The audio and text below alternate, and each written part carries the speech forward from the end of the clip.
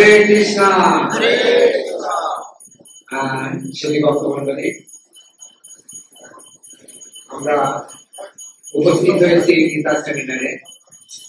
আন্তর্জাতিক কৃষ্ণ বর্ণামৃত সংঘ স্বামীবাগ আশ্রম কর্তৃক আয়োজিত 18 দিন ব্যাপী 18টি অধ্যায় শ্রীমদ ভগবদ গীতার এক দিন এক অধ্যায়ের উপর যে সেমিনার চলছে, আজ তার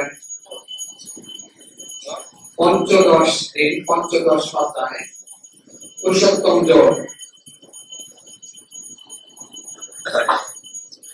আমরা শুরুতেই রাধা মাধব, জগন্নাথ, বলদেব, সুভদ্রা এবং গুরুপদের কাছে কৃপা ভিক্ষা করছি। আমরা শুরুতে মঙ্গলাচরণ করছি। আমরা সবাই আচরণ করি।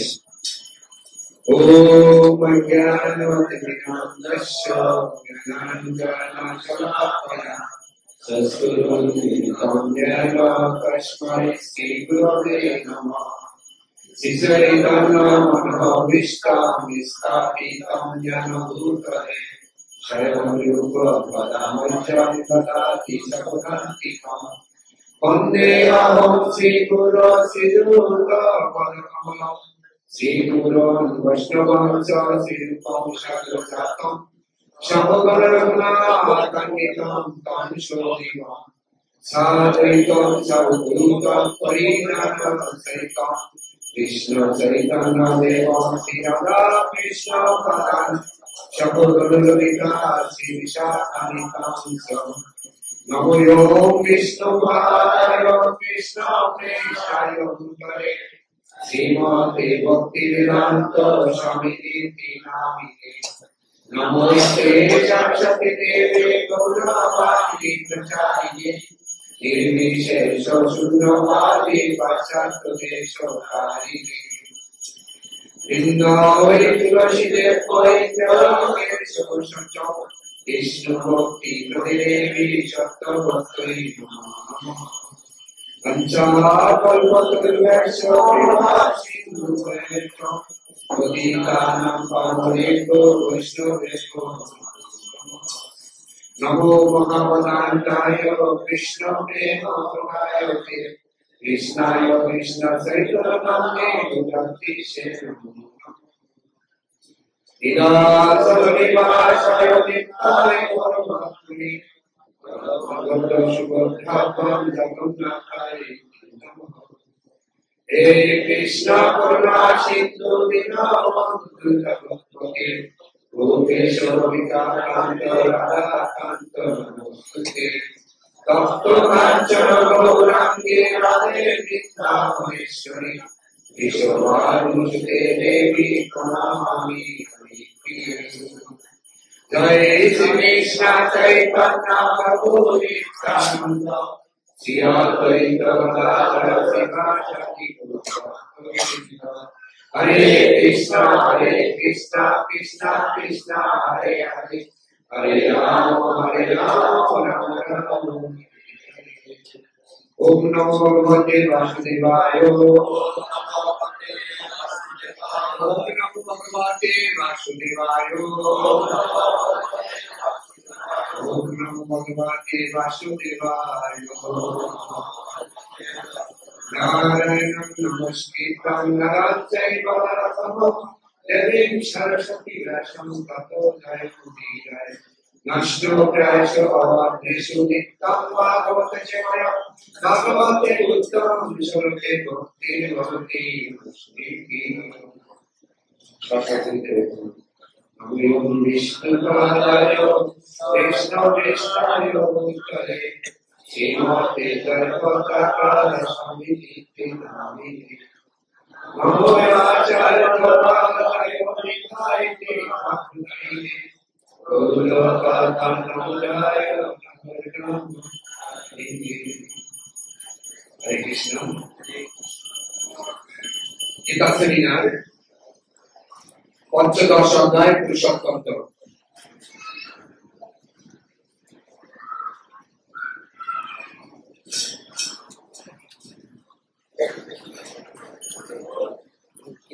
চলে আসবে সেটা তো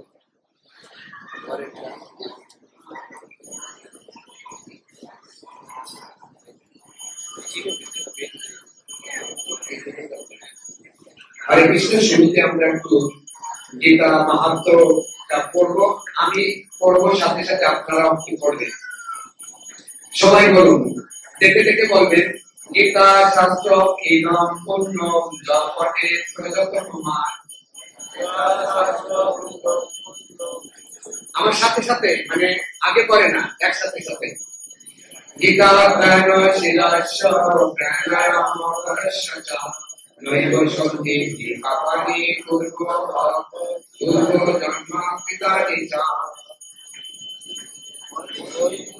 বলিদেব মতনম শাঙ্গল স্নানম দিনে দিনে সকে গীতা স্নানম গীতামৃত স্নানম সংসার মলনাশনম।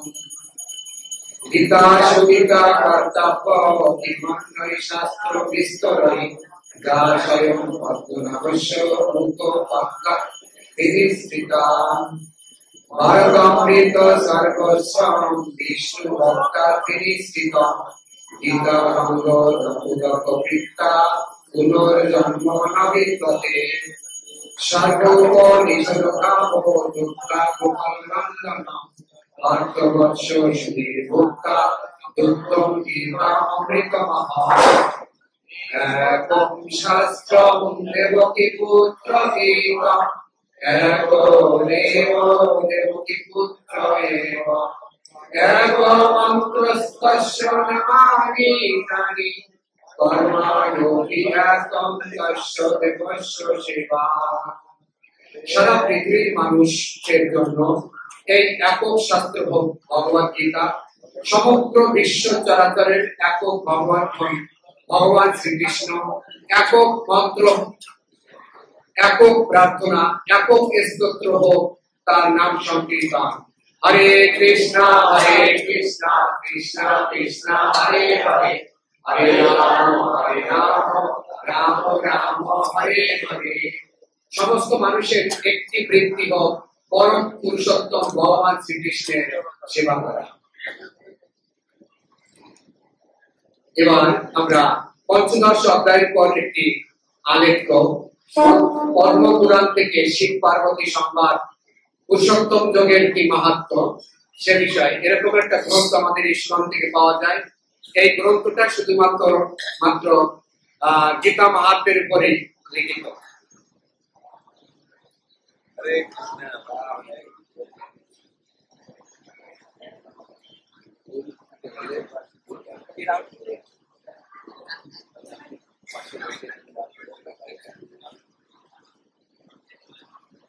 পঞ্চদশ অধ্যায় শ্রী শিব বললেন, প্রিয় পার্বতী, এবার তোমাকে শ্রীমদ ভগবদ গীতার পঞ্চদশ অধ্যায়ের মাহাত্ম্য বর্ণনা করে শোনাবো। দয়া করে মনোযোগ দিয়ে শোনো। গৌড় দেশে নরসিংহ নামে এক রাজা ছিলেন। তিনি এত শক্তিশালী ছিলেন যে দেবতাদেরও তিনি যুদ্ধে হারিয়ে দিতে সক্ষম ছিলেন। গৌড় দেশে নরসিংহ নামে এক রাজা ছিলেন। তিনি খুব পাওয়ারফুল ছিলেন। তার সেনাপতি শরৎ মেরুন্দ ছিল খুব লোভী। তাই সে রাজপুত্রের সঙ্গে মিলে রাজাকে হত্যা করে গৌড় দেশের রাজত্ব আয়ত্ত করতে চেয়েছিলেন। কিন্তু তার চক্রান্ত কার্যকরী করার পূর্বেই তিনি বিশ্বশিকা মানে কলেরা রোগের দ্বারা আক্রান্ত হয়ে মৃত্যুবরণ করেন এবং পরবর্তী জন্মে তিনি একটি ঘোড়া হয়ে সিন্ধু দেশে জন্মগ্রহণ করেন।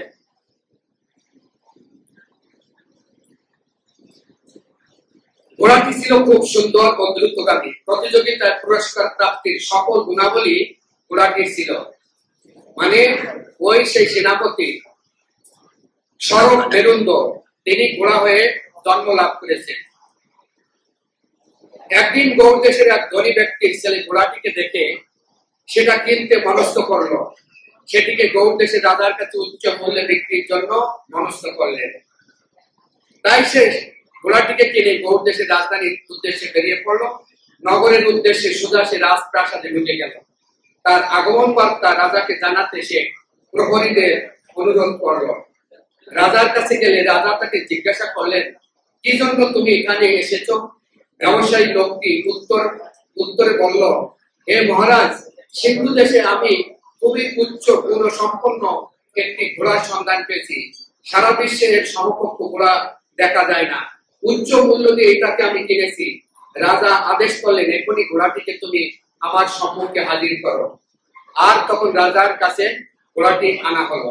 রাজা ঘোড়াটিকে দর্শন করার পর খুব প্রীত হলেন এবং ঘোড়াটির গুণ মহিমা শ্রবণ করে এবং তার সেই গুণ বৈশিষ্ট্যগুলো দর্শন করে উচ্চ মূল্যে এমনকি দ্বিগুণ মূল্যে সেই ঘোড়াটিকে ক্রয় করে রাখলেন রাজা।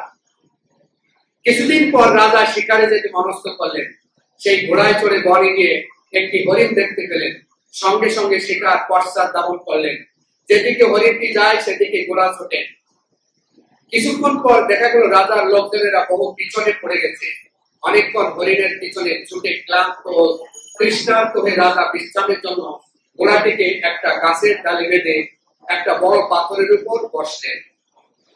তার পিছনে লোকজন অনেক দূরে চলে গেছে। ঘোড়া নিয়ে অনেক দূরে এগিয়ে এসেছেন। ক্লান্ত হয়ে গেছেন রাজা এবং ঘোড়া উভয়। তখন একটা গাছের ডালে গাছে ঘোড়াটিকে বেঁধে রাজা ঠিক করলেন একটা পাথরের উপর বসলেন।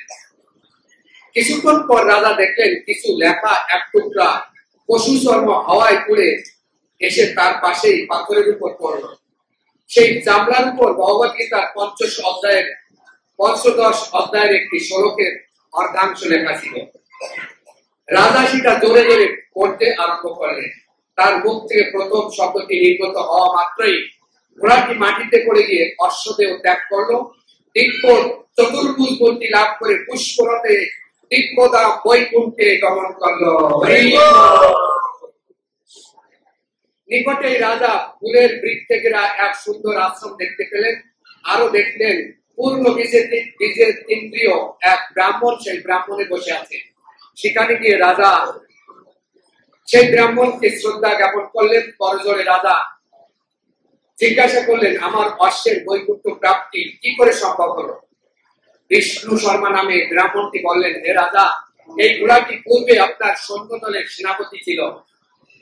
তার নাম ছিল শরৎ মেরুন্দ। আপনাকে সিংহাসনচ্যুত করতে রাজপুত্রের সঙ্গে সে ষড়যন্ত্র করেছিল, কিন্তু তার আগেই সে কলেরায় মারা যায়। এরপরে সেই ঘোড়া হয়ে জন্মায়।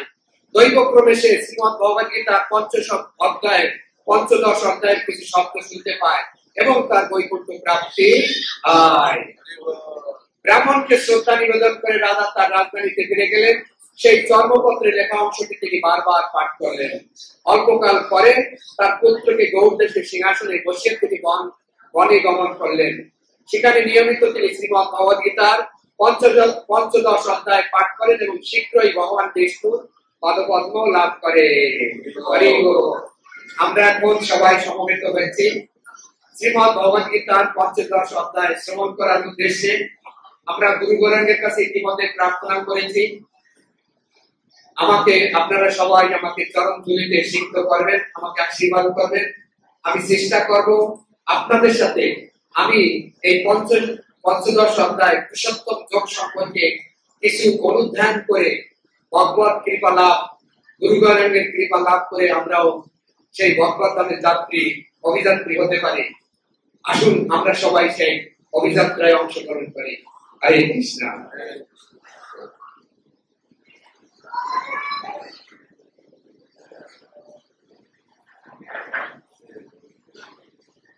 আমরা ইতিমধ্যে জেনেছি পঞ্চদশ অধ্যায়ের নাম পুরুষোত্তম যোগ।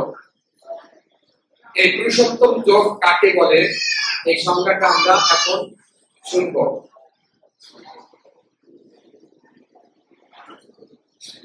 পঞ্চদশ অধ্যায় পুরুষোত্তম যোগ। আপনারা সবাই নিশ্চয়ই দেখতে পাচ্ছেন সিলাইটি আমাদের আছে, যে পরমেশ্বর ভগবান শ্রীকৃষ্ণকে সর্বোচ্চ পুরুষ পরাৎপর পরমেশ্বর বিষ্ণু তত্ত্ব উপলব্ধি করে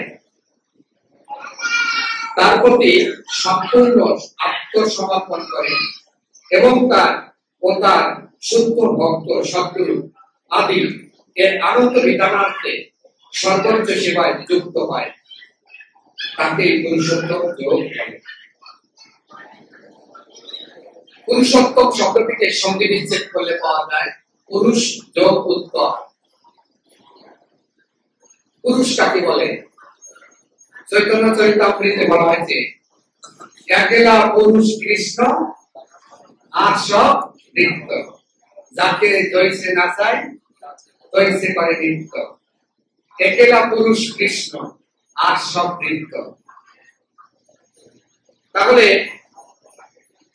এই পুরুষটা আমরা চিনব। আমরা অনেকেই শাস্ত্র থেকে জেনেছি এই ব্রহ্মাণ্ডে, জড় ব্রহ্মাণ্ডে দুইটা ব্রহ্মাণ্ড, দুইটা জগৎ, একটা চিন্ময় জগৎ আর একটা জড় জগৎ। এই জড় জগতে জীব রয়েছে 84 লক্ষ প্রজাতি, অনন্ত কোটি ব্রহ্মাণ্ড রয়েছে। এই সমস্ত জীব প্রজাতি 84 লক্ষ প্রজাতি,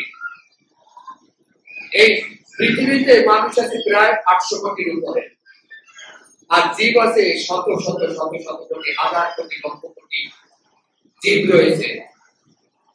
সমস্ত জীবকে যারা পরিচালনা করেন তাদেরকে বলা হয় ঈশ্বর। সমস্ত জীবকে যারা পরিচালনা করে তাদেরকে বলা হয় ঈশ্বর।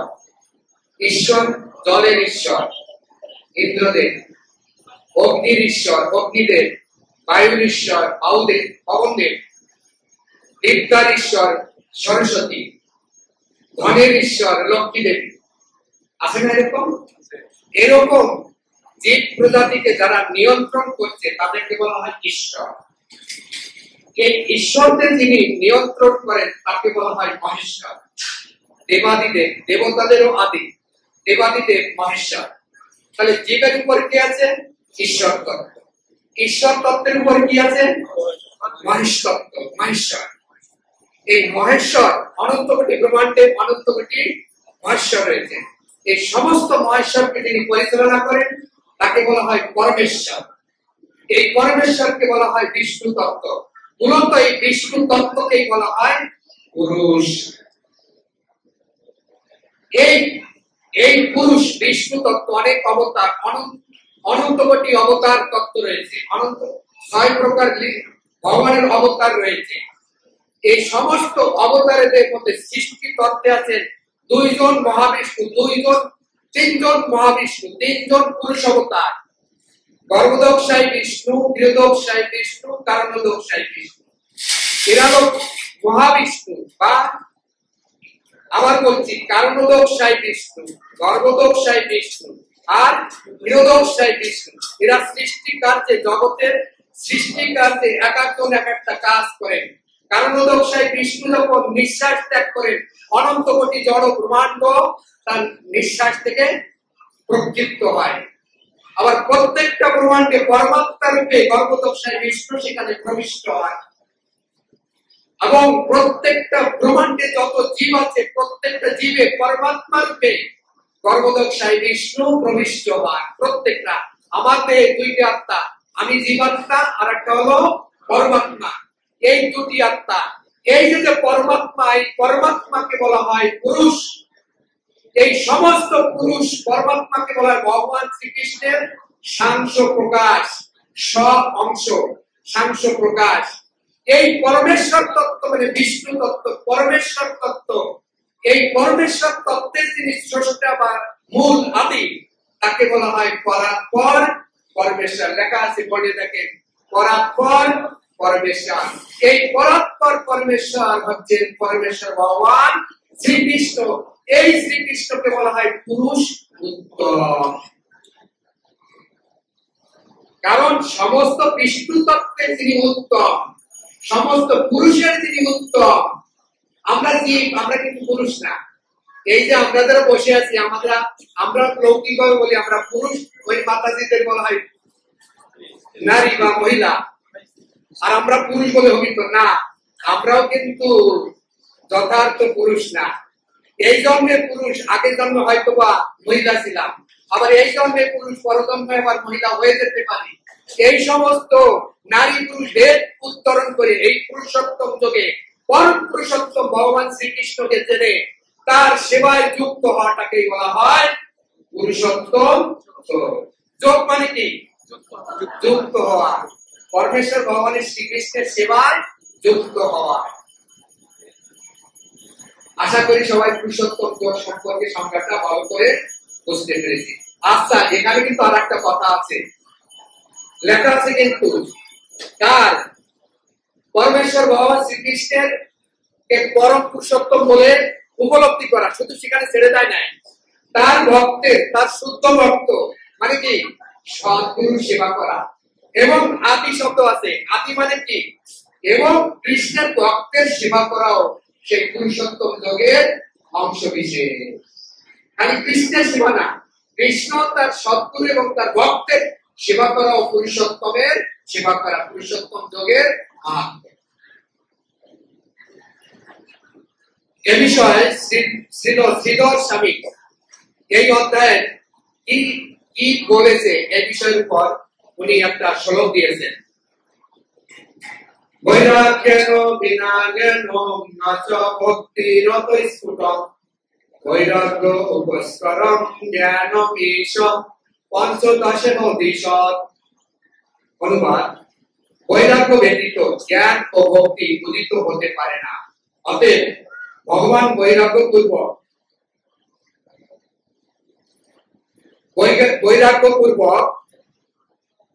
জ্ঞান এই পঞ্চদশ অধ্যায়ে পরিষ্কারভাবে ব্যক্ত করেছেন। এই অধ্যায়ে কি শিক্ষা দিচ্ছেন শ্রীধর স্বামী আগের থেকে জানিয়ে দিচ্ছেন। বৈরাগ্য ব্যতীত জ্ঞান ও ভক্তি উদিত হতে পারে না। অতএব ভগবান বৈরাগ্য পূর্বক জ্ঞান এই পঞ্চদশ অধ্যায়ে পরিষ্কারভাবে ব্যক্ত করছেন।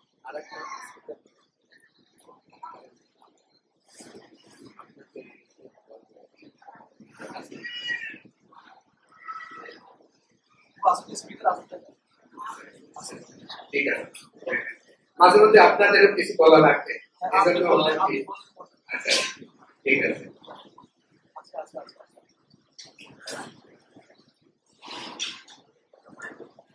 এই অধ্যায় দুইটা মেইন জিনিস ভালো করে মনে রাখবেন। আপনারাও প্রশ্ন করবেন আমাকে, আমিও আপনাদের প্রশ্ন করব। দুইটা জিনিস, মেইন জিনিস এই অধ্যায়ে দুইটা জিনিস আমাদের জানতে হবে। একটা হলো বৈরাগ্য, ভক্তি জীবনে বৈরাগ্য আনতে হবে। আর একটা হলো সত্যিকারে ভগবানকে চিনতে হবে। দুইটা জিনিস, বৈরাগ্য আনতে হবে ভক্তি জীবনে, আর ভগবানকে চিনতে হবে। এই দুইটা জিনিস ক্লিয়ার হলে সাধন সঠিক হবে। তাই বলা হয়েছে ভজন অনুকূল বৈরাগ্যই জীবের সংসার নাশ করে। ভজনে অনুকূল বৈরাগ্যই জীবের সংসার নাশ করে। ভজনের সাধ্য বস্তু পরম পুরুষোত্তম ভগবান রূপে শ্রীকৃষ্ণকে উপলব্ধি করা, আর ভজনের সাধন আছে শুদ্ধভাবে হরে কৃষ্ণ মহামন্ত্র জপ করা।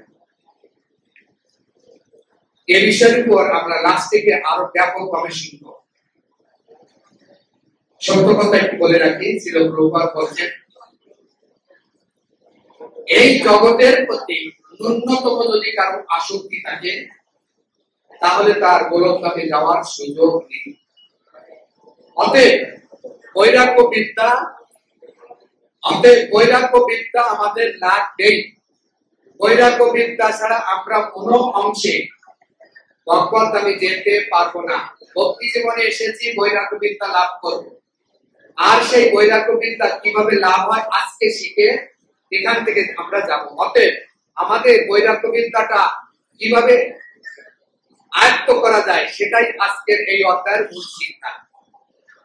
আমি একটু বলি, স্পিকার আছে না, আমি একটু জিজ্ঞাসা করি এখনই, তাহলে এই অধ্যায়ের দুইটি মূল শিক্ষা প্রভু একটু বলেন তো।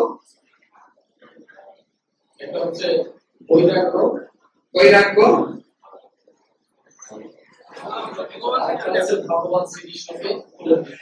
ভগবান শ্রীকৃষ্ণকে পুরুষোত্তম বলে স্বীকার করে নেওয়া, তার সেবায় সুন্দর হয়েছে। আচ্ছা, এই বৈরাগ্যটা একটু হিল দিয়ে রাখি। দেহের সম্পূর্ণ আসক্তি, দেহকেন্দ্রিক যত আসক্তি আছে, আমাদের যে আসক্তিগুলো কোথায় থাকে? প্রথম আসক্তি থাকে আমার দেহে, দ্বিতীয় আসক্তি থাকে আমার পরিবারের প্রতি, তৃতীয় আসক্তি থাকে আমার অর্থ সম্পদের প্রতি। প্রথম আসক্তি দেহের প্রতি, দ্বিতীয় শক্তি পরিবারের প্রতি, তৃতীয় শক্তি অর্থ সম্পদের প্রতি। এই যে আসক্তিগুলো আছে এইগুলো একটা একটা করে জ্ঞানের দ্বারা চিহ্ন করতে হবে। যখন আমি আত্মিক এবং ব্রহ্মভূত অবস্থায় প্রাপ্ত হব তখন আমরা পুরুষোত্তম সেবায় সেই ভগবদ্ধামে যাওয়ার যোগ্যতা লাভ করতে সক্ষম। পরে এই অধ্যায় রূপরেখা, এই অধ্যায় আমরা মোট পাঁচটি ধাপে বিভক্ত করছি।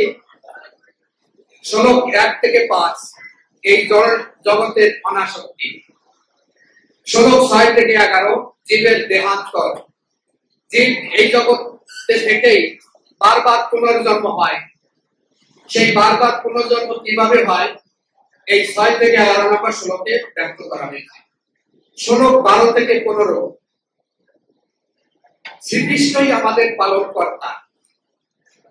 শ্লোক 16 থেকে 18 ত্রিশলোকিক গীতা, এই 3টে শ্লোক এখানে গীতার মৌলিক জ্ঞানটা এখানে দেওয়া হয়েছে। শ্লোক 19-20 কৃষ্ণ তত্ত্ববেত্তাই সর্বোচ্চ জ্ঞানী, সর্বজ্ঞ। এই মোট 5টা ধাপে এই শ্লোক 20টি শ্লোক, এই 5টি ধাপে আমরা শিক্ষাগুলো গ্রহণ করব। 5টি ধাপ একটু পারলে নোট ডাউন করে রাখবেন, ওই খাতাগুলো নাই। 5টি শ্লোক আমার তো লাগবে পরে বিভিন্ন ধাপের সময়। 1 থেকে 5, 6 থেকে 11, 12 থেকে 15, 16, 18, 19, 20 আমরা পরের ধাপে যাই। শুরু হয়ে গেল গীতার মূল কথা। ছবি তুলে রাখেন, কারণ আমার মাঝে মধ্যে লাগবে, আপনাদের কাছে জিজ্ঞাসা করব। হয়েছে প্রভু? এখন শ্লোকটা লাগে।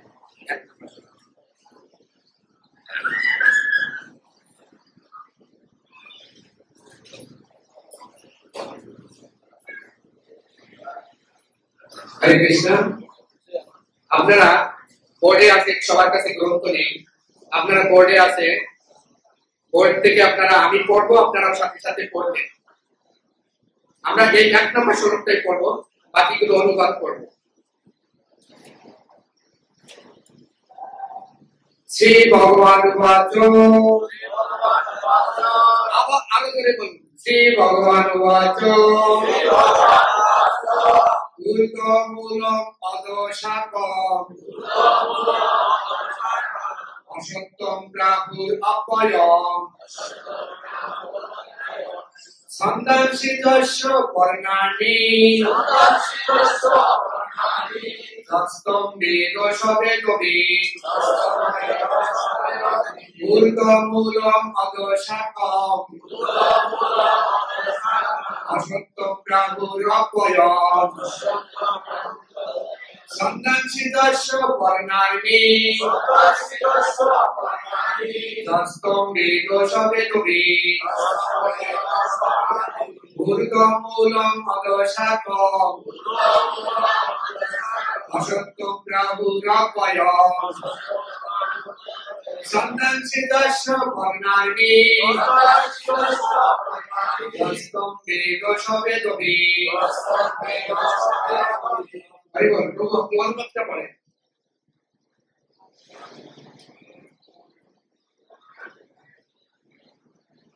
হরে কৃষ্ণ। অনুবাদ। পরমেশ্বর ভগবান বললেন, ঊর্ধ্বমূল ও অধঃশাখা বিশিষ্ট একটি অপয় অসত্য বৃক্ষের কথা বলা হয়েছে। বৈদিক মন্ত্রসমূহ সেই বৃক্ষের পত্রসমূহ। যিনি সেই বৃক্ষটিকে জানেন তিনিই বেদজ্ঞ। হরে কৃষ্ণ। কি বলছেন? ঊর্ধ্বমূল অধঃশাখা বিশিষ্ট একটি অপয় অসত্য বৃক্ষের কথা। অসত্য বৃক্ষ মানে কি? বট বৃক্ষ, বট গাছ। আমরা সবাই বট গাছ দেখেছি।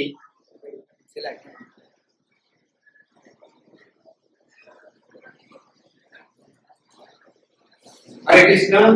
আপনারা নিশ্চয়ই দেখতে পাচ্ছেন একটা বট গাছ আছে। দেখুন বট গাছটার ছায়া নিচের দিকে পড়ছে, পড়ছে না? নিচের গাছটার সাথে আমার সড়কের মিলছে কিনা দেখেন তো।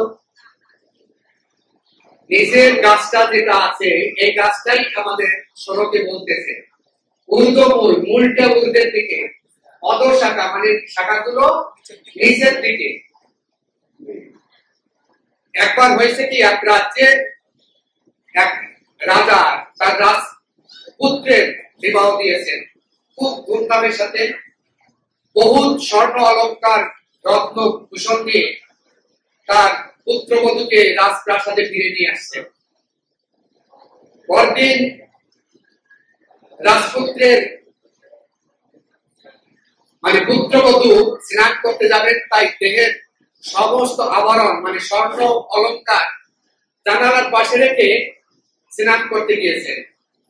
এদিকে একটা পাখি এসে সেই সোনার অলংকার ঝোঁ মেরে নিয়ে চলে গেছে, আর এসে দেখে পুত্রবধূ সেই স্বর্ণ অলংকার পাখিতে নিয়ে গেল। তখন হাউ হাউ করে কান্না শুরু করছে যে আমার আমার আমার অলংকার নিয়ে গেল, আমার গলার হার নিয়ে গেল, তাড়াতাড়ি দাও, তাড়াতাড়ি দাও। তখন রাজা এসে বলছে আমি তোমাকে যে ভালোটাই বানিয়ে দেবো, তুমি কান্না করো না। বলে না, ওটা আমার বাবা দিয়েছে, আমি ওটা আমার ওটাই লাগবে, আমি আর কোনো কথা শুনতে চাই না, আমাকে ওটা উদ্ধার করে দিতেই হবে। রাজা পুত্রবধূর কথায় কি করলেন, সমস্ত রাজ্যে ডেরা পিটিয়ে দিলেন যে এই স্বর্ণ অলংকার যে এনে দিতে পারে তাকে আমি অনেক উপঢৌকন দিব। সেই নিরীক্ষে অনেক ব্যক্তি লেগে গেলেন সেই স্বর্ণ অলংকার কোথায় পাওয়া যায়। ঘুরতে ঘুরতে অনেক লোক ঘুরছে ঘুরছে, হঠাৎ এক ব্যক্তি একটা পুকুরে দিয়ে দেখে কি যে জলের নিচে স্বর্ণ অলংকারটা চিকচিক করছে। এখন ওই লোকটা স্বর্ণ অলংকার খোঁজার জন্য যেই ভিতরে গিয়েছে, অনেকক্ষণ খোঁজাখুঁজি করে, অনেকক্ষণ তো পাচ্ছে না। এরকম 1 ঘন্টা 2 ঘন্টা 3 ঘন্টা 5 ঘন্টা যখন খুঁজছে, তবু স্বর্ণ অলংকারটা উঠে বসে থাকে। দেখে যে স্বর্ণ অলংকারটা দেখা যাচ্ছে, কিন্তু আবার যখন নিচে নামে তখন আর দেখতে পায় না। এরকম অবস্থায় ওই পথ দিয়ে একজন বিজ্ঞ ব্যক্তি চলে যাচ্ছিলেন। তখন ওর অবস্থা দেখে বুঝতে পারছে যে কিছু খুঁজছে। তখন তাকে জিজ্ঞাসা করলো, তুমি কি খুঁজছো? বলে যে বলা যাবে না। বলো যে তুমি কি খুঁজছো বলো, আমি তোমার কোনো কিছুতে বাধা দিব না, আমি কিছুই দেবো না, তুমি বলো। তখন বলে যে রাজার পুত্রবধূ যে অলংকার হারিয়ে গেছে, আমি এই পুকুরের মধ্যে দেখতে পেয়েছি। আমি সেই স্বর্ণ অলংকার কোথা থেকে নিচে যাই খুঁজতে, কিন্তু আমি দেখতে পাই না। তখন ওই বিজ্ঞ ব্যক্তি, বিদ্বান ব্যক্তিটি বুঝতে পারলেন স্বর্ণ অলংকারটা কোথায় রয়েছে। তখন বলছে, হে বোকা, তুমি যে স্বর্ণ অলংকার খুঁজছো ওটা তো জলে না, দেখো গাছের আগায় ডালে ওটা ঝুলছে, ওটাই তোমার ছবি জলে পড়ছে, আর সেটাই তুমি নিয়ে খোঁজাখুঁজির চেষ্টা করছো। তাহলে আসল আসল স্বর্ণ অলংকারটা কোথায়? গাছের উপরে, কিন্তু বোকা দেখতেছে কোথায়? ঠিক তাই আমাদের দুটি জগৎ, একটা হলো চিন্ময় জগৎ আর একটা হলো জড় জগৎ। আমাদের প্রকৃত সুখ কোথায়? চিন্ময় জগতে। আর সেই সুখের সেই আনন্দের ছায়া কোথায়? জড় জগতে। আর জড় জগতে আমরা সেই সুখটাকে সোনার অলংকার খোঁজার মতন সুখ খুঁজে বেড়াচ্ছি। এই সুখ, এই সুখ, এই সুখ, এই সুখ, এখানে সুখ। এই 2025 সালটা, 2026 সাল থেকে আমার সুখ শুরু হবে, 2027 সাল থেকে শুরু হবে। আমি বড় বিসিএস অফিসার, সুখ শুরু হবে। আমি সুন্দর একটা বিবাহ করি, সুখ শুরু হবে। আমি বড় বাড়ি গাড়ি বানাই, সুখ শুরু হবে। যেটা শুরু হয় সেটা থেকে দেখি সুখ আর নাই। এই রূপক আমাদের এই জড়জগতের সুখ পূজার কথাই এই পুরুষোত্তম যোগে এই 1 নম্বর শ্লোকে বলতেছেন। এইটাই বলছে ঊর্ধ্বমূল অধঃশাখা বিশিষ্ট অসত্য বৃক্ষ। আমাদের যে কামনার বাসনার মূলটা কোথায়? উপরে না নিচে? আমরা বট বৃক্ষের মূলটা দেখি নিচে মাটিতে, শাখাটা কি উপরের দিকে, কিন্তু এই বট বৃক্ষটা কোন দিকে? আমরা কোন দিকে? উপরে দিকে না নিচের দিকে আছি? নিচের দিকে। নিচের দিকের মূলটা কোন দিকে? আর শাখাটা কোন দিকে? অধ দিকে। হরি বল। রোহিত মাইক কানে দে। আচ্ছা আচ্ছা, বলেন তো এবার 2 নাম্বার 3 নাম্বার 5 নাম্বার শ্লোক পড়ে যাবেন, পর পড়ে যাবেন।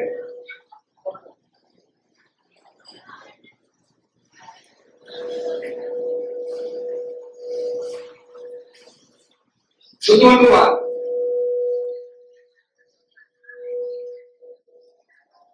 হরে কৃষ্ণ।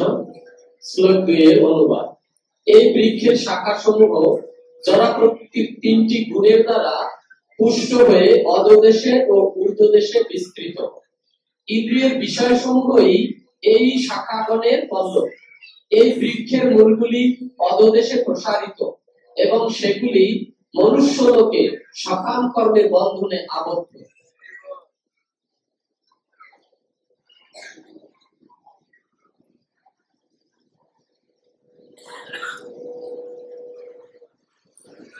শ্লোক 3-4 এর অনুবাদ। এই বৃক্ষের স্বরূপ এই জগতে উপলব্ধ হয় না। এর আদি অন্ত ও স্থিতি যে কোথায় তা কেউই বুঝতে পারে না। তীব্র বৈরাগ্যরূপ অস্ত্রের দ্বারা দৃঢ়মূল এই বৃক্ষকে ছেদন করে সত্য বস্তুর অন্বেষণ করা কর্তব্য, যেখানে গমন করলে পুনরায় ফিরে আসতে হয়। শরণাতীত কাল হতে যার থেকে সমস্ত কিছু প্রবর্তন ও বিস্তৃত হয়েছে, সেই আদি পুরুষের প্রতি শরণাগত হও।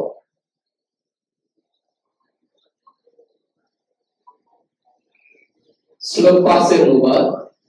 যারা অভিমান ও মোহশূন্য, সংকোচ রহিত, নিত্য অনিত্য বিচার পরায়ণ, কামনা বাসনা বর্জিত, সুখ দুঃখ আদি দ্বন্দ্বসমূহ থেকে মুক্ত এবং মোহমুক্ত, তারাই সেই অব্যয় পথ লাভ করেন। হরে কৃষ্ণ।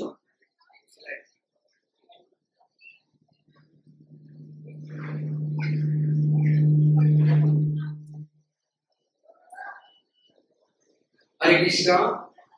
এই 5টা শ্লোকই হচ্ছিল এই অধ্যায়ের মূল বিষয়। খুব বেসিক এই জায়গাটা যদি আমরা বুঝতে পারি, এখানেই আমার জ্ঞান যদি প্রখর হয়, এই জায়গার জ্ঞান থেকে যদি আমার নিজেকে প্রস্তুত করতে পারি, তাহলে এই জড়জগৎ থেকে নিজেকে প্রত্যাবর্তনের কৌশল আমরা জেনে যেতে পারবো। আমি এই 5টার উপর যত ব্যাখ্যা আমি দেব, তার মধ্যে এই 5টার উপর ব্যাখ্যা বেশি দেব, কারণ বাকিগুলো শুধু পড়ে গেলেই হবে। সমস্ত সারাংশ, এই অধ্যায়ের মূল সারাংশটা এই জায়গাতে দেওয়া হয়েছে। কারণ ইতিমধ্যে আমরা জেনেছি পুরুষোত্তম ভগবান কেমন ভগবান। আমাদের ভগবানটা সর্ববৃহৎ পুরুষোত্তম ভগবান, আরাধ্য ভগবান, ব্রজেশত নয়। আরাধ্য ভগবান ব্রজেশত নয়। আমাদের উপরে কারা আছে? এই যে দেখুন, একটা অফিসের উদাহরণ দেই। একটা অফিসে 4র্থ শ্রেণীর কর্মচারী, 2য় শ্রেণীর কর্মচারী বা কর্মকর্তা, 2য় শ্রেণীর কর্মকর্তা, 1ম শ্রেণীর কর্মকর্তা। যে 4র্থ শ্রেণীতে চাকরি করে সে 3য় শ্রেণীকেও স্যার বলে, 2য় শ্রেণীকেও স্যার বলে, 1ম শ্রেণীকে স্যার বলে। তখন আমাদের প্রেক্ষিতে আমরা হলো 4র্থ শ্রেণীর, ঠিক? তাহলে আমাদের উপরে কারা আছে? দেবতারা। তাহলে আমাদের প্রেক্ষিতে দেবতারা ভগবান, আবার আমাদের প্রেক্ষিতে বিষ্ণু ভগবান, আর আমাদের প্রেক্ষিতে কৃষ্ণ ভগবান। তাহলে এই উপরে আমাদের উপরে যে 3টে তত্ত্ব, ঈশ্বর তত্ত্ব, পরমেশ্বর তত্ত্ব, পরাৎপর পরমেশ্বর তত্ত্ব, এই 3টার মধ্যে তুলনামূলক আচরণ করে, তুলনামূলক করলে কোনটা সবচেয়ে সুপ্রিয়? পরমেশ্বর ভগবান শ্রীকৃষ্ণ। এইটাই হচ্ছে আমাদের বোঝার বিষয়। এইটুকুনি বুঝতে হবে। আমার একটা ভক্ত কেমন ভগবান, কে ভগবান সেবা করে, তার বাড়িতে গেলে, তার সিংহাসনে গেলে বুঝতে পারা যায় সে কেমন ভগবানকে পূজা করছে। অনেক বাড়িতে তার সিংহাসনটা মিউজিয়ামের মতো বানিয়ে দিয়েছে। 3য় শ্রেণীর কর্মকর্তাও আছে, 2য় শ্রেণীর কর্মকর্তাও আছে, 1ম শ্রেণীর কর্মকর্তাও আছে, অর্থাৎ সব মিলিয়ে একটা। হ্যাঁ, তাই আমাদের ডাকতে হবে আরাধ্য ভগবান ব্রজেশত নয়, তৎধাম বৃন্দাবন। সেই পরমেশ্বর ভগবান শ্রীকৃষ্ণ হচ্ছে পুরুষোত্তম। এটা জেনে রাখলাম, এটা থাকবে এক পাশে। আর আরেকটা শিক্ষা আমাদের রয়েছে বৈরাগ্য বিদ্যা। এই 5টা শ্লোক থেকে আমাদের বৈরাগ্য বিদ্যা শিখে ছাড়বই এখন আমাদের সেই কাজ। দেখুন, 1 নম্বর শ্লোকে বলা হয়েছে ঊর্ধ্বমূল অধোশাখা। ঊর্ধ্বমূল অধোশাখা বিশিষ্ট অসত্য বৃক্ষ, জলা প্রকৃতি, মায়া আসক্তি হলো এই বৃক্ষের পাতা। আসলে আমাদের ইতিহাসটা জানতে হবে, আমরা কোন ইতিহাস থেকে আমাদের সৃষ্টি। আমরা যে আজ এখানে বসে আছি, আমাদের এর পূর্বের ইতিহাস কতদিনের? আমাদের ইতিহাস কোটি কোটি জন্মের, কোটি কোটি জন্মের, কোটি কোটি জন্মের। এর কোন আদি অন্ত নাই। আমার শুধু হিসাব নিকাশের বাইরে আমি যে কত জন্ম আমার পূর্বে গেছে, এটার কোন ইয়ত্তা নাই। আমরা প্রকৃতপক্ষে আমরা কোথায় ছিলাম? গোলক বৃন্দাবনে ছিলাম। এই হলো গোলক বৃন্দাবনের ঊর্ধ্বমূল। আমার যে বৃক্ষ, এই যে নিম্ন অধোগামী যে বৃক্ষ, তার মূলটা কোথায়? ঊর্ধ্ব দিকে। ঊর্ধ্ব দিক বলতে আমার কামনা বাসনার যে মূল, সেটা উপরে আছে। কোথায় সে উপরে? আমি কোথায় ছিলাম? আমার প্রকৃত আবার নাম ছিল গোলক বৃন্দাবন। আমার পরিচয় কি? আমার পরিচয় হলো কি? জীবের জীব, কৃষ্ণের নিত্যদাস, তটস্থ শক্তি, ভেদাভেদ প্রকাশ। আমার স্বরূপকাল ছিল কৃষ্ণের নিত্যদাস। তাহলে কৃষ্ণ যেখানে থাকে আমি সেখানে ছিলাম। কিন্তু আমার আর একটা পরিচয় আছে, আমি কৃষ্ণের নিত্যদাস, সেটা হলো প্রথম। আর আরেকটা আছে তটস্থ শক্তি, ভেদাভেদ প্রকাশ। অর্থাৎ জীবের দুইটা লক্ষণ, একটা স্বরূপ লক্ষণ আর একটা হলো তটস্থ লক্ষণ। আমি যখন স্বরূপ লক্ষণে থাকি তখন কৃষ্ণের সেবায় গোলক বৃন্দাবনে থাকি, কিন্তু আমি যখন তটস্থ লক্ষণে থাকি তখন আমি ভোগ বাসনা করি। এখন প্রশ্ন হতে পারে, আমাকে কেন ভগবান এরকম দ্বিমুখী শক্তি দিয়ে সৃষ্টি করলেন? ভগবানের লীলা পুষ্ট করার জন্য দুইটা লক্ষণ লাগে, একটা তটস্থ লক্ষণ আর একটা স্বরূপ লক্ষণ। তটস্থ লক্ষণ হচ্ছে জীবের স্বতন্ত্রতা, ক্ষুদ্র স্বাধীনতা। জীবকে ক্ষুদ্র স্বাধীনতা দিয়ে তাকে ছেড়ে দেওয়া হয়েছে। সেই ক্ষুদ্র স্বাধীনতা দিয়ে সে হয় ভগবানের কাছে যেতে পারে, না হলে জড়জগৎকে ভোগ করতে পারে। এই জড়জগৎকে ভোগ করলে তখন লক্ষণ হয় কি লক্ষণ? তটস্থ লক্ষণ। আর যখন ভগবানের সেবা করে তখন কি লক্ষণ? স্বরূপ লক্ষণ। বুঝেছি? আচ্ছা, এখন কথা হলো, আমি গোলকধামে ভগবানের সেবায় ছিলাম, কিন্তু এখন দেখছি ভগবান কি করছেন? বিশাল রাসমঞ্চে 365 গোপী নিয়ে তার সেবা করছেন।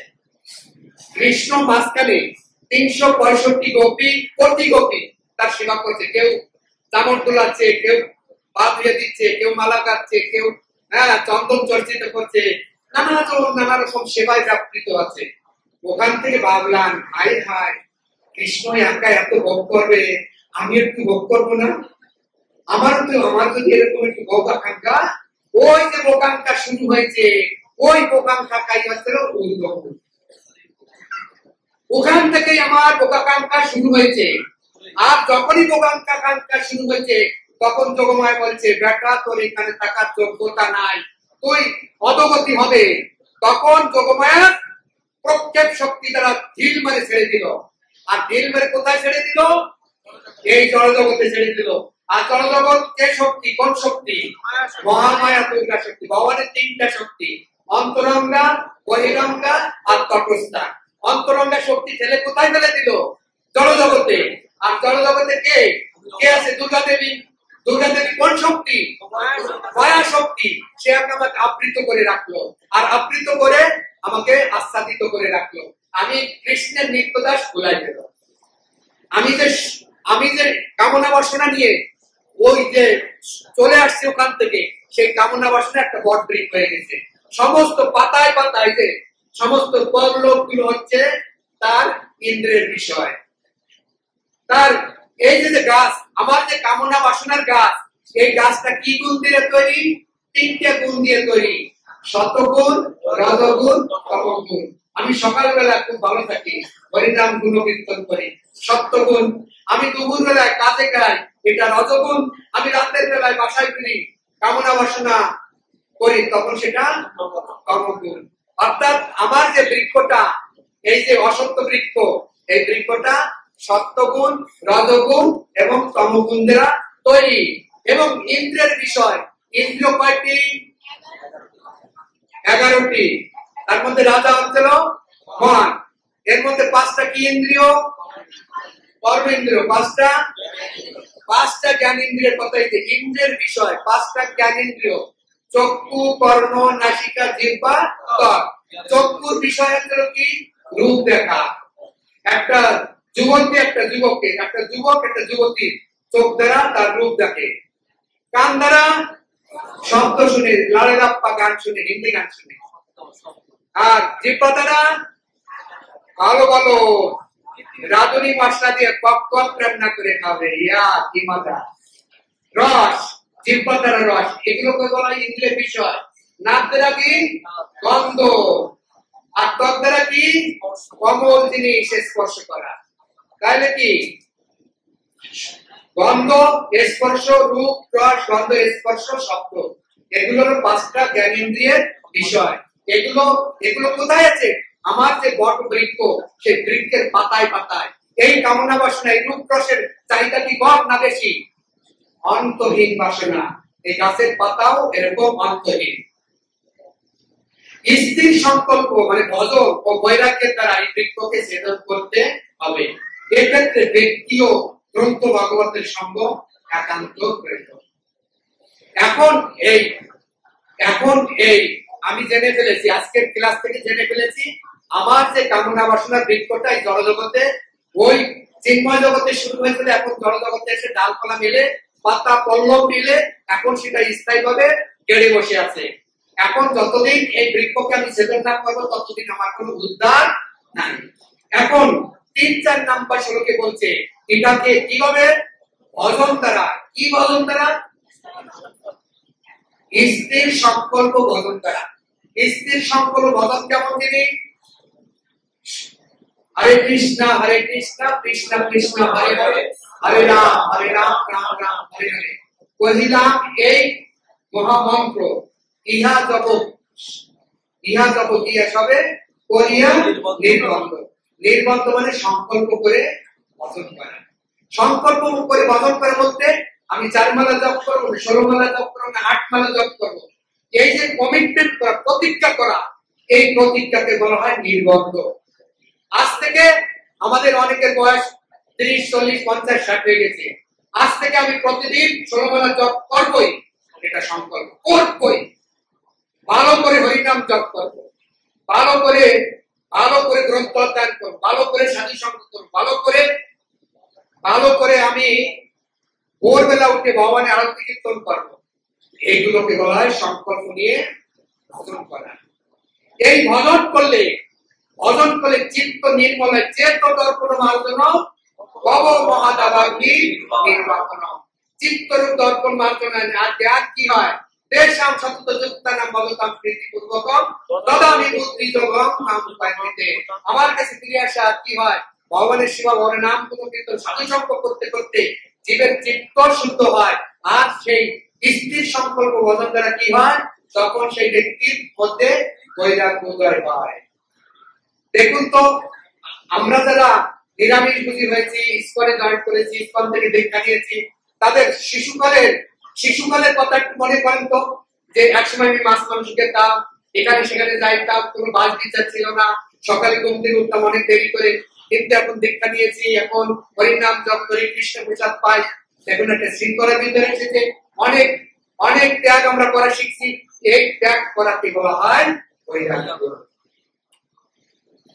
তাই শরণাগতির চমৎকার বর্ণনা এখানে দিয়েছে। 5 নম্বর শ্লোকে সবচেয়ে ভজন। 5 নম্বর শ্লোকটা কি ছিল? আমি এখানে পড়ছি। প্রথমে অভিমান এবং মহাশূন্য হতে হবে। অভিমান কি? আমি পুরুষ, আমি স্ত্রী, আমি ধনী, আমি গরিব, আমি ব্যারিস্টার, আমি জজ, এগুলো অভিমান। সর্বপদী নির্মুক্ত, একেবারে সব। আমরা যে প্রভু বলি, কেন বলি? আমি ছোট, আপনি বড়, এই যে সর্বপদী নির্মুক্ত। তারপরে বলছে কি? সঙ্গদোষ রহিত। আমি আমার চাকরির জন্য বিভিন্ন বিষয়ের সঙ্গ করতে হবে, তার সাথে ইয়েস নট ভেরি গুড এই পর্যন্তই। কিন্তু আমি ভাববো, আমি তার কোন ফিলোসফি, আমি তার কোন ভাবনা আমার মাথায় নিব না। আমি আমার সঙ্গটা কি? কৃষ্ণ ভক্তের সঙ্গ। নিত্য অনিত্য বিচার করেন, কোনটা কৃষ্ণ ভক্তির অনুকূল, কোনটা কৃষ্ণ ভক্তির প্রতিকূল, এই দিশা থেকে সবসময় চলবো। তারপরে কামনা বাসনা, কখনো কামনা বাসনা, প্রকৃতি থেকে যা আসে তাই আমি নিব। সুখ দুঃখ রহিত। আমার দেখেন সুখ আর দুঃখ দুইটা মুদ্রার একটি টপিক। আমি দেখুন, আমি দুঃখ চাই না, কিন্তু দুঃখ এসে হাজির হয়।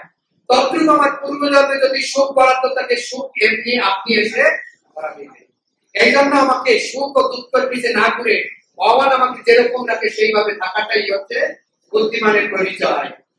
এইসব দ্বন্দ্ব মোহমুক্ত হলে আমি সেই পরম পুরুষ ভগবানকে প্রাপ্ত হতে পারবো। 6 থেকে 11 শ্লোক, 6 থেকে 11 জন্মান্তর। 6 নম্বর শ্লোকে ভগবত ধামের বৈশিষ্ট্য, 7 নম্বর শ্লোকে জীবের স্বরূপ বিশ্লেষণ, 8 নম্বর দেহান্তর প্রক্রিয়া, 9 নম্বর 5টি জ্ঞানেন্দ্রিয় দ্বারা জীব বিষয় ভোগ করে, আর 10 থেকে 11 আত্মার দেহান্তর কেউ দেখতে পায়, কেউ দেখতে পায় না। দেখতে পারে ক্রিয়া।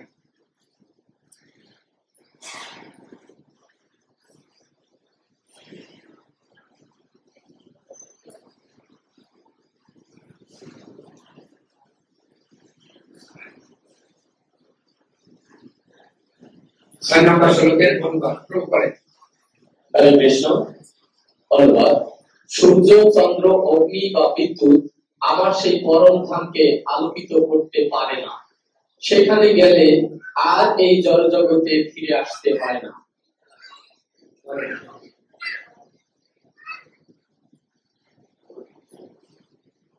7 নম্বর শ্লোকের অনুবাদ। এই জড় জগতে বদ্ধ জীবসমূহ আমার সনাতন বিভিন্ন অংশ, যারা প্রকৃতির বন্ধনে আবদ্ধ হওয়ার ফলে তারা মন সহ 6টি ইন্দ্রিয়ের দ্বারা প্রকৃতিরূপ ক্ষেত্রে কঠোর সংগ্রাম করছে।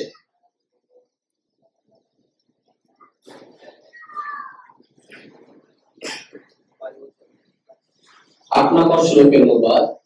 বায়ু যেমন ফুলের গন্ধ নিয়ে অন্যত্র গমন করে, তেমনি এই জড়জগতে দেহের ঈশ্বর জীব এক শরীর থেকে অন্য শরীরে তার জীবনের বিভিন্ন ধারণাগুলি নিয়ে যায়। 9 নম্বর শ্লোকের অনুবাদ।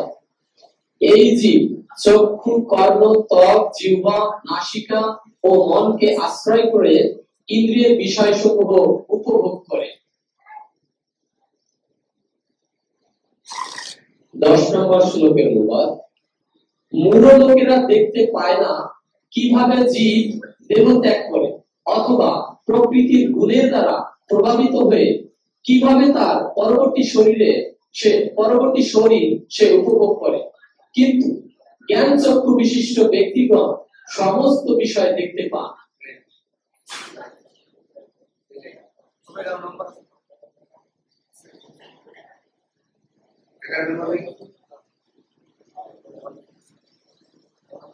নম্বর আত্মজ্ঞানে প্রতিষ্ঠিত তত্ত্বশীল যোগীগণ এই তত্ত্ব দর্শন করতে পারেন, কিন্তু তত্ত্বজ্ঞান রহিত অবিবেকী যত্নপরায়ণ হয়েও এই তত্ত্ব অবগত হয় না।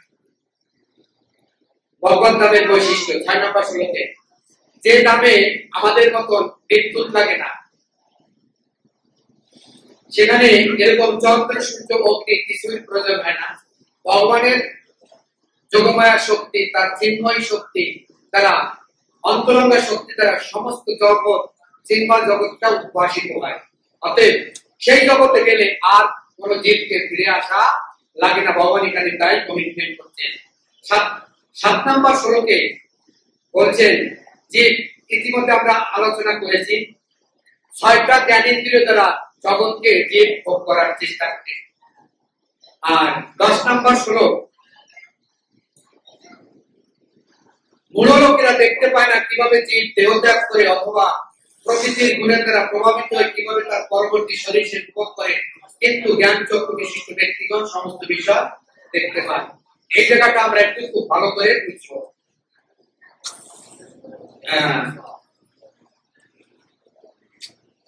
শ্রীল প্রভুপাদ এইভাবে বলছেন যে দেখুন, আপনার বাড়ির দক্ষিণ পাশে একটা ফুলের বাগান আছে। এখন ফুলের বাগানের সুন্দর করে ফুল ফুটে রয়েছে। দক্ষিণ দিক থেকে বাতাস প্রবাহিত হচ্ছে। আপনার ঘরটা, আপনি যে ঘরে অবস্থান করছেন সেটা উত্তর দিকে, বাগানের উত্তর দিকে। যখন বাতাস দক্ষিণ দিক থেকে বাগানকে অতিক্রম করে যাচ্ছে, ফুলের যে গন্ধটা বাতাস বহন করে নিয়ে ঘরের দিকে যাচ্ছে। আর যখন ব্যক্তিটা বসে থাকেন, সেই ব্যক্তির নাসারন্ধে যেমন বুঝতে পারেন যে ফুলের গন্ধটা চলে আসছে, ঠিক তদ্রূপ আমাদের দেহের থেকে আত্মা এরকম ভাবে বাতাসের মাধ্যমে এক দেহ থেকে আর এক দেহে প্রত্যাবর্তিত হয়, মানে পরিবর্তিত হয়। আমাদের বেসিক যে জায়গাটা জানতে হবে সেটি হলো আমরা মৃত্যুর সময় কিভাবে আমাদের দেহ থেকে আমরা কি নিয়ে যাই, পরবর্তী প্রজন্মে আমরা কিভাবে আবির্ভূত হয়, সেই বিষয়টাই জানাটাই হচ্ছে আমাদের প্রকৃত জ্ঞাতব্য। আমরা মৃত্যুর সময় 5টা জিনিস নিয়ে আমরা আমাদের আত্মাটা, আমাদের দেহের 2টি শরীর, একটা হলো স্থূল শরীর আর একটা হলো সূক্ষ্ম শরীর। স্থূল শরীরটা হলো পঞ্চভূতের, আর সূক্ষ্ম শরীরটা কি দিয়ে তৈরি? মন, বুদ্ধি, অহংকার। এই মন, বুদ্ধি, আত্মাটা মন, বুদ্ধি, অহংকার নিয়ে তার 5টা জিনিস সাথে নিয়ে যায়। তার এতদিনের কর্মফল, তার পূর্বজন্মের কর্মফল, বর্তমান জন্মের কর্মফল একসাথে নিয়ে সে কি কি নিয়ে যায়? পাপ কর্মের ফল। 1 পাপ কর্মের ফল, 2 পুণ্য কর্মের ফল, 3 সুকৃতিময় ফল, 4 কামনা বাসনা, 5 3 গুণের প্রভাব। হরি বল। আবার বলছি, রিপিট করছি। 1 পাপ কর্মের ফল, 2 পুণ্য কর্মের ফল, 3 সুকৃতিময় ফল, 4 কামনা বাসনা, 5 ত্রিগুণের প্রভাব। আমরা এই জন্য এই যে আমার কি কি সেবন করতে হবে, আমার জ্ঞানের দ্বারা, ব্যক্তি বাক্যত, গ্রন্থ বাক্যত, হরিনাম, ভজনের দ্বারা কি কি কাটতে হবে। আমি 5টা জিনিস নিয়ে যাই, এখান থেকে কি কি আমার ফেলে দিতে হবে, তাহলে আমি ভগবদ্ধামে নিয়ে যেতে পারবো। এই 5টা জিনিস, ভারী জিনিস আমাকে পরবর্তী জন্মে ভগবদ্ধামে নিয়ে যেতে দেয় না। আমার এই জড়জগতে আবার ফিরে আসতে হয়, আবার আমার জন্মান্তর হয়। কি কি জিনিস? এখন পাপ কর্মের ফল, আমার পাপ কর্মেও আমাকে বাদ দিতে হবে। পাপ কর্মের যে পাইপলাইন, আমি যত কর্ম করি তা থেকে পাপ কর্ম হয়, এই পাপ কর্মকে বন্ধ করতে হবে। আর তাই এই জন্য শ্রী ভক্তিবিনোদ স্বামী প্রভুপাদ ইস্কন প্রতিষ্ঠা করে জীবের পাপ কর্ম বন্ধ করার জন্য একটি বিধি নিষেধ করেছে, 4টি বিধি নিষেধ। 1 আমিষ আহার বর্জন, 2 অবৈধ সঙ্গ বর্জন, 3 আসপান বর্জন, 5 দ্রুত ক্রীড়া বর্জন। এই 4টা বর্জন করলে আমরা পাপ থেকে মুক্ত হতে পারবো। 2 পুণ্য কর্মের ফল, আমরা জগৎজাগতিক ভাবে সমস্ত পুণ্যের কর্মের ফল কাকে অর্পণ করব? ভগবানের চরণে অর্পণ করব। আমরা দান দেন, ভগবানের মাধ্যমে দান দেন, ভক্তের মাধ্যমে দান দেন। এইভাবে আমরা যে পুণ্য কর্ম পূর্ণ করব, সব ভগবানের কে কেন্দ্র করে করব। 4 সুকৃতিময় কর্ম, এইটা রাখতে হবে। সুকৃতিময় কর্ম হচ্ছে ভগবত ভাবনাময় কর্ম, সাধু সঙ্গের কর্ম, গ্রন্থ অধ্যয়নের কর্ম, সোজা কথা সরাসরি ভগবান রিলেটেড কর্মকে বলা হয় সুকৃতিময় কর্মের ফল। আর একটা কামনা বাসনা, আমি কোনো কামনা বাসনা, কামনা বাসনা একটাই, কাম কৃষ্ণ কর্মার্পণে। আমার সমস্ত কামনা বাসনা হবে কৃষ্ণকে কেন্দ্র করে, এটাই হবে আমার একমাত্র বাসনা। আর ত্রিগুণের প্রভাব, আমি সত্যগুণ, রজগুণ, তমগুণ থেকে উত্তীর্ণ হয়ে, যেমন কেমন হয়েছিল শ্রীবাস, তার সন্তান মারা গেছে, ভগবান চৈতন্য মহাপ্রভু তার গৃহে আছে, সন্তান মারা যাওয়ার পরও তাতে কোনো তার উদ্বেগ নাই। এই যে অনুভূতি, এটাকে বলা হয় ত্রিগুণাতীত। এই যে সত্যরজ তমগুণ থেকে, তাহলে আমাদের কি রাখতে হবে? এই 5টা জিনিসের মধ্যে কয়েকটা জিনিস রাখতে হবে, কয়টা বাদ দিতে হবে? কয়টা বাদ দিতে হবে? 4টা বাদ দিতে হবে। কয়টা রাখতে হবে? কোনটা রাখতে হবে? সুকৃতিময় কর্মের ফল রাখতে হবে। তাহলে আমরা এই পঞ্চদশ অধ্যায় যে জন্মান্তর পদ, আমাদের যে বৈরাগ্য, সেইটাও তৈরি হবে। পরে 12 থেকে 15 ভগবান যেসব মৌলিক উপাদান দ্বারা আমাদের পালন করেন, দেখুন 16, 12, আমি আর এসে যাচ্ছি না, আমি সংক্ষেপে শেষ করছি। আমার দুর্গে আমার আর 15 মিনিট আয়ু আছে, আমি এই জন্য এটার মধ্যে আমি শেষ করতে চাই। 12 নম্বর শ্লোকে সূর্য চন্দ্র অগ্নিতে দেখুন আমাদের ভগবান, আমরা ভগবানের ধামে ছিলাম, ভগবানের সন্তান হিসেবে আমরা ইতিমধ্যে আমরা জেনেছি মাময়ী বংশ জীবলোকে জীবগত সনাতন, আমরা ভগবানের অংশ।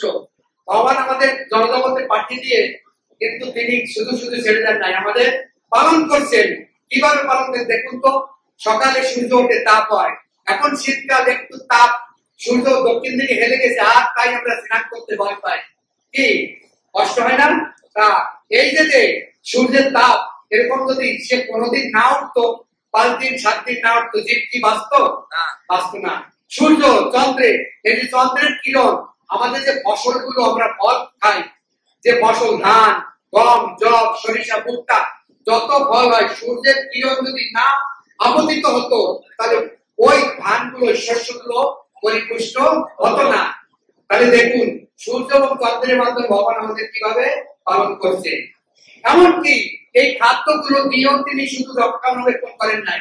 শ্লোক 13তে বলছেন, দেখেন বৈরাম্য শক্তি দ্বারা জীবকে ধারণ ও চন্দ্রের কিরণ দ্বারা ধান, জব আদি ঔষধি পুষ্ট করছে। 14 নম্বর শ্লোকে দেখেন, আমার পেটের ভিতর খাদ্য দেওয়ার পর সেটা হজম করবে, সেই হজমের আগুনটাও ভগবান আমার পেটের মধ্যে দিয়ে রাখছেন। জঠরাগ্নি রূপে খাদ্য ভগবান স্বয়ং পরিপাক করেন। আর 15 নম্বর শ্লোকে ভগবান পরমাত্মা রূপে সমস্ত জীব হৃদয়ে বিরাজ করে স্মৃতি, জ্ঞান ও বিনোদ দান করেন। আমার যত কর্ম আছে, আমি কোনটা পাপ, কোনটা পুণ্য, কোনটা কি করি, সমস্ত স্মৃতি, বিস্মৃতি, সংকল্প, বিকল্প সবকিছু ভগবান আমার হৃদয় থেকে 14 গুরু রূপে আমাকে দান করে থাকেন। আমাদের ঈশ্বরের কয়টা গুরু?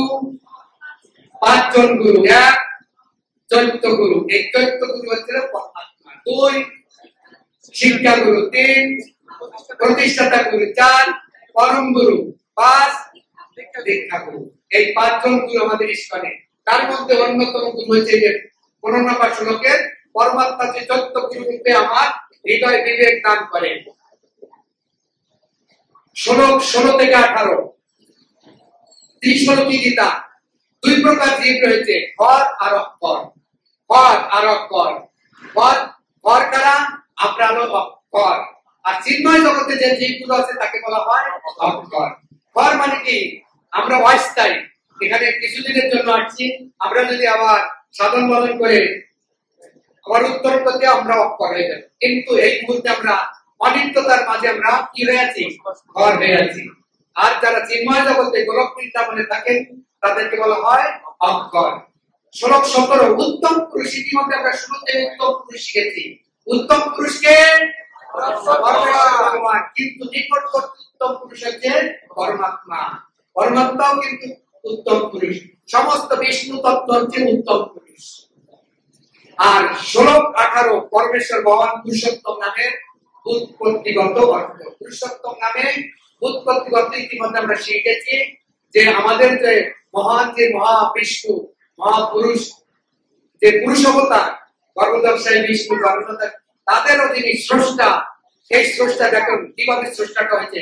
ভগবান কৃষ্ণের 2টা দিক, একটা ডান দিক আর একটা বাম দিক।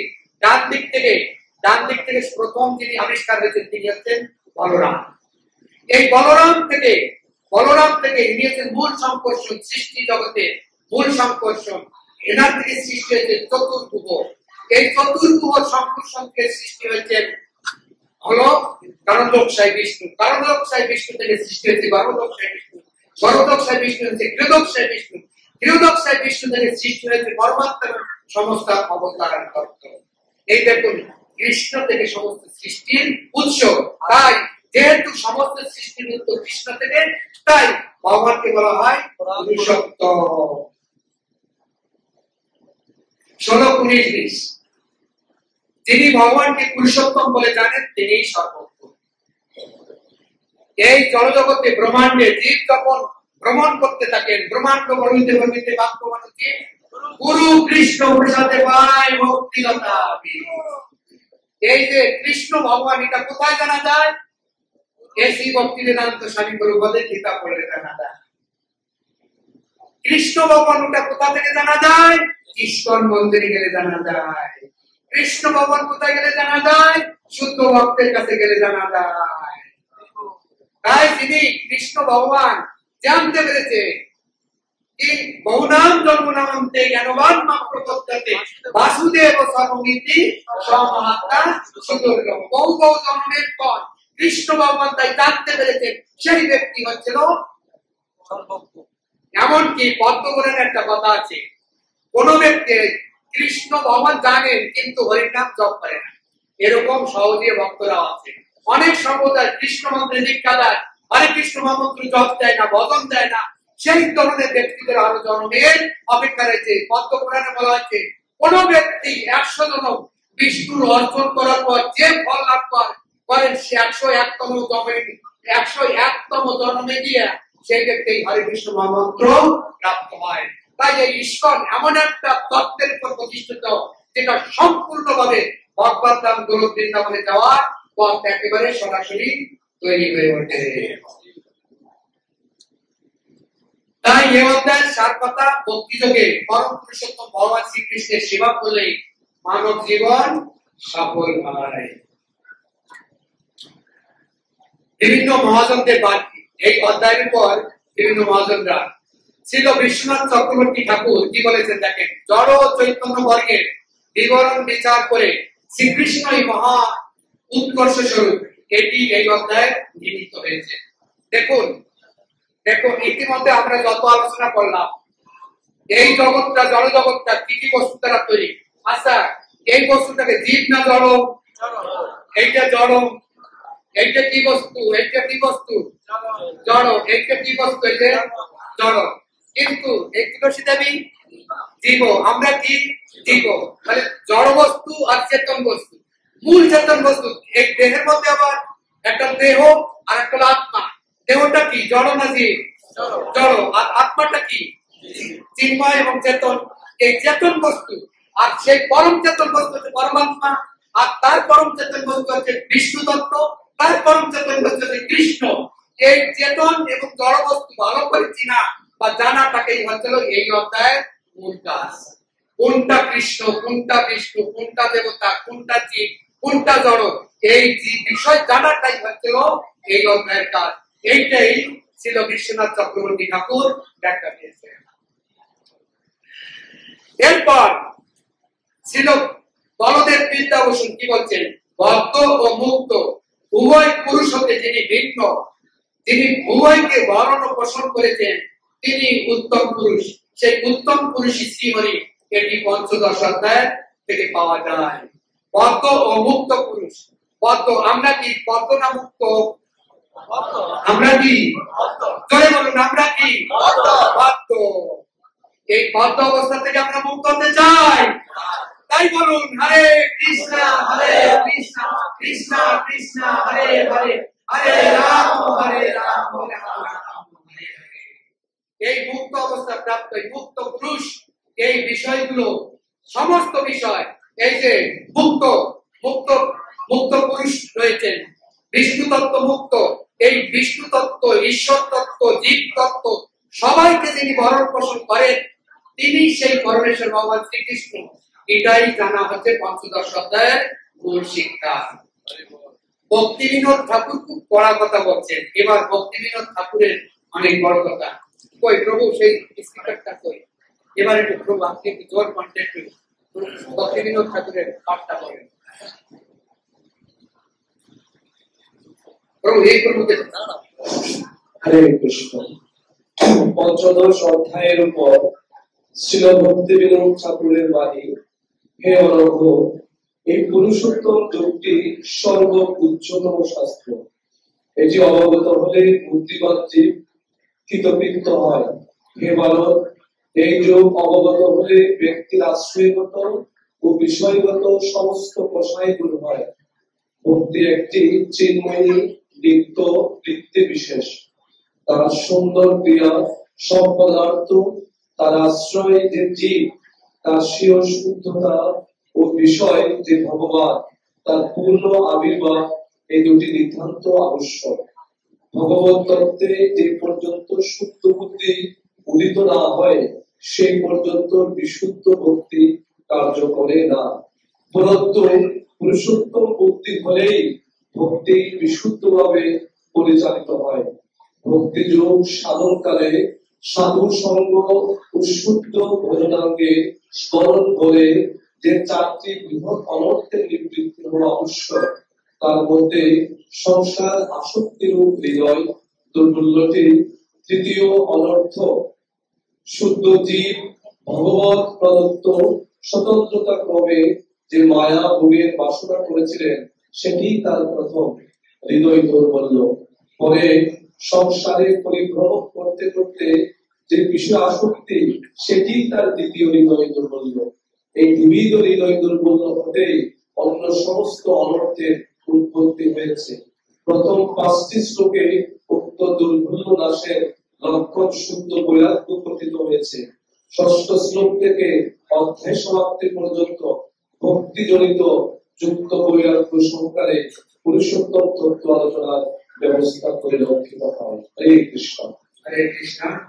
একটু ভক্তিনাথ ঠাকুরের ভাষাটা একটু কঠিন, আমরা একটু শুরু থেকে পড়ছি। দেখুন, হে অনগ, মানে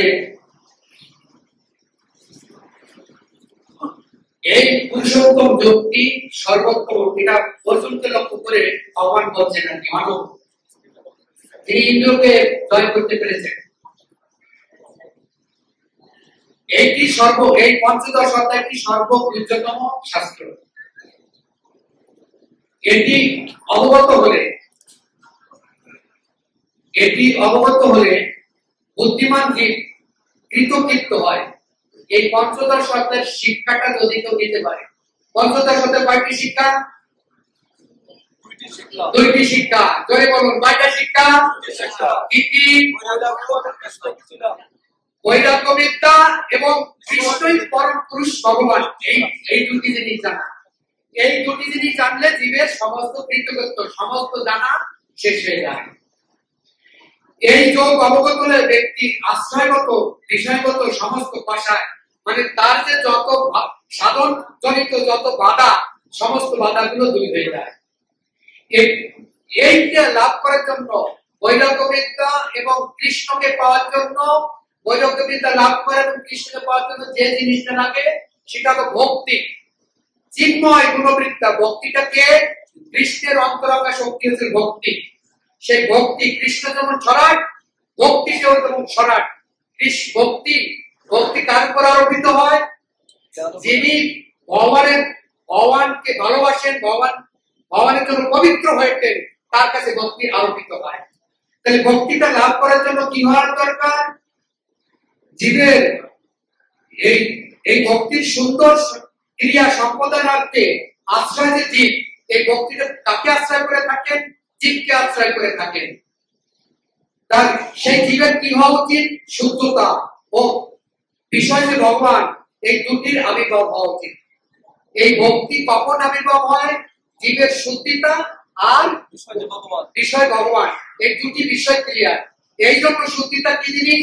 ছিল প্রবোধের যে প্রদর্শিত পন্থা, এই 4টা নিয়ম পালন করা, হরির নাম জপ করা হচ্ছে শুদ্ধিতা, আর কৃষ্ণ ভগবান একে জানা। এই দুটো জিনিস যদি লাভ করা যায় তাহলে আমরা ভক্তিকে লাভ করতে সক্ষম হব। সেই পর্যন্ত যতক্ষণ বিশুদ্ধ না হব ততক্ষণ ভক্তি আমার হৃদয়ে ক্রিয়া করবে না। পরন্ত পুরুষোত্তম বুদ্ধি হলে ভক্তি বিশুদ্ধভাবে নিবৃত্তি হওয়া আবশ্যক। আর এর জন্য আমাদের অনর্থ আছে 4 প্রকার অনর্থ। তার মধ্যে তৃতীয় নম্বর অনর্থই আমাদের এই ভগবত ভক্তি আসতে দেয় না। এই তৃতীয় নম্বর অনর্থের মধ্যে 2টা ভাব আছে। তৃতীয় নম্বর অনর্থ 2টি কাজ করে। একটা হলো কি? প্রথমটা হলো কি? স্বতন্ত্র ক্রমে আমার মায়া ভোগের বাসনা, আর 2 নম্বর কাজ হলো আমার জন্মে জন্মে ভোগের বাসনা। দেখুন, আমি শুরুতেই কিন্তু বলেছিলাম আমার কামনা বাসনার মূল কোথায়? উপরে। কোথায়?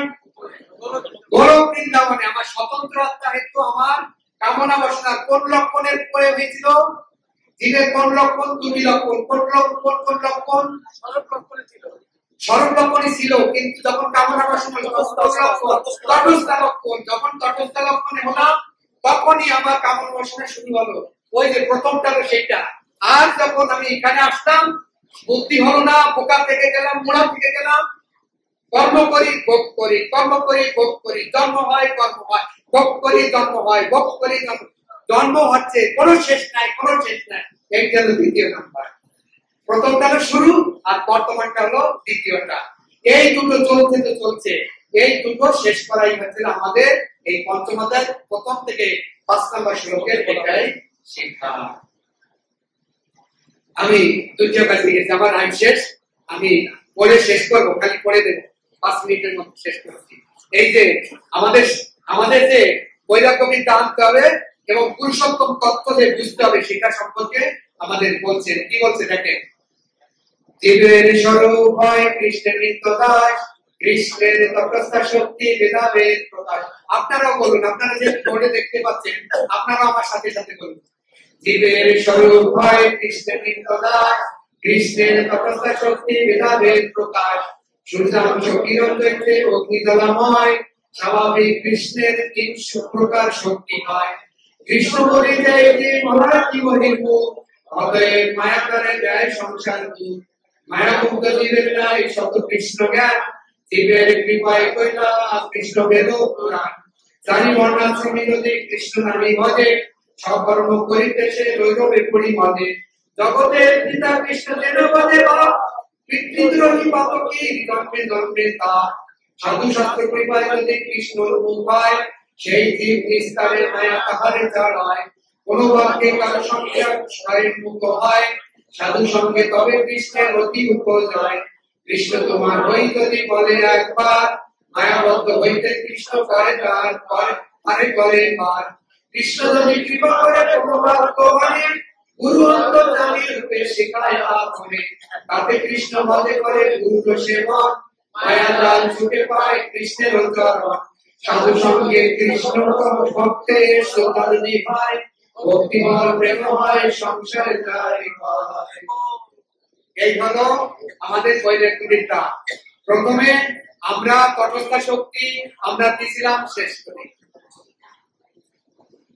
আমরা তটস্থ শক্তি ছিলাম। আমাদের বুদ্ধি আনার জন্য ভগবান কি করলেন, গ্রন্থ আনলেন, বেদ পুরাণ স্মৃতি শাস্ত্র আনলেন। আর শাস্ত্র আনার পর কি আনলেন, শাস্ত্র আনার পর আমাদের শুদ্ধ ভক্তি হলো না, তখন কি হলেন, সাধু আনলেন, সাধু দিয়ে শাস্ত্র কথা ব্যাখ্যা দিলেন। সাধু আনার পর তার ভিতরে সাধুর মধ্যে অগ্নিমান গুরুকে আনলেন। তারপর সেই গুরু সেবার মাধ্যমে আমরা মায়াজাল ছুটে গেল। আর যখন মায়াজাল ছুটে গেল তখন কৃষ্ণ প্রেম ভক্তি রূপে আমার মাঝে। প্রশ্নোত্তর সময় নাই, আছে প্রশ্ন আছে, দুর্গত বিষয়বস্তুকে সব করতে পারেন।